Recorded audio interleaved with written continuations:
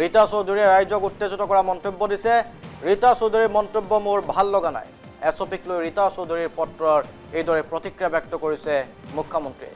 ৰাইজক উত্তেজিত কৰিব বিচৰাসকলৰ বাবে কঠোৰ হ'ব চৰকাৰ, স্পষ্ট কৰি দিছে মুখ্যমন্ত্ৰী হিমন্ত বিশ্ব শৰ্মাই। এছপি দিয়া নাই। ৰাতি 10টাৰ পিছত কোন যাব লাগে? নাই, ৰাতি 10টাৰ পিছত অসমত কোনো কামাখ্যা মন্দিৰতো নাযায়। এনে কিছুমান কথা কৈ মানুহক উত্তেজিত কৰিব নালাগে। লাগিলে তেওঁ যোনেই নহওক কিয়, ৰাতি 10টাৰ পিছত মানুহ কামাখ্যা মন্দিৰতো নাযায়। 10টা বজাৰ পিছত কোনো মন্দিৰত নাযায়, কোনো কলেজত নাযায়, কোনো ইউনিভাৰ্চিটিত নাযায়। ৰাতি সোণাপুৰত লোকেল মানুহ থাকেতো, তেওঁলোকে ইমান মৰমেৰে জাগাখন এৰি দিছে। এতিয়া তেওঁলোকক গোটেই ৰাতি আমি দিগদাৰি কৰি থাকিম নেকি? মোৰ ঘৰৰ কাষত সমাধি আছে, মই ইমান মৰমেৰে মাটিখিনি দিছোঁ। এতিয়া তেওঁলোকক গোটেই ৰাতি আমি কষ্ট দি থাকিম নেকি? গতিকে এইটোতো মানুহে বুজিব লাগিব যে তাত কাষত ওচৰ চুবুৰীয়াও আছে। এনে আৰু মানুহক উত্তেজিত কৰিব খুজিলেইতো নহ'ব।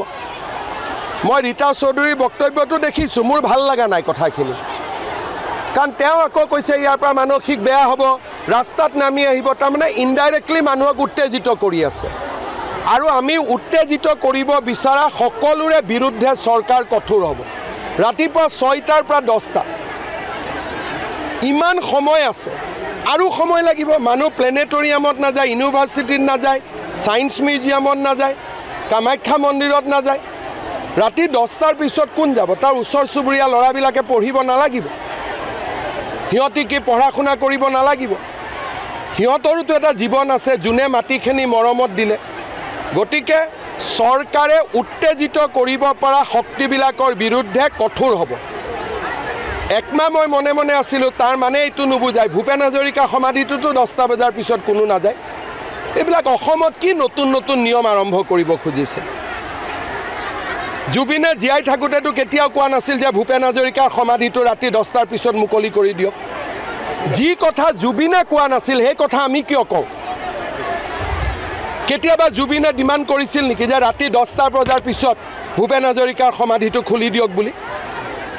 যিটো কাম জুবিনে জীয়াই থকা দিনত কৰা নাছিল, জুবিনৰ নাম লৈ জুবিনৰ মৃত্যুৰ পিছত এইবিলাক কাম আমি কৰিব নাপায়।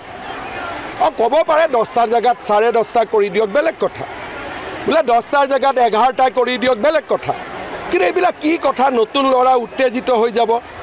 নতুন ল'ৰাৰ আৰু বেলেগ কাম নাই, উত্তেজিত হ'ব। নিজৰ অসমত নিজে উত্তেজিত হ'ব।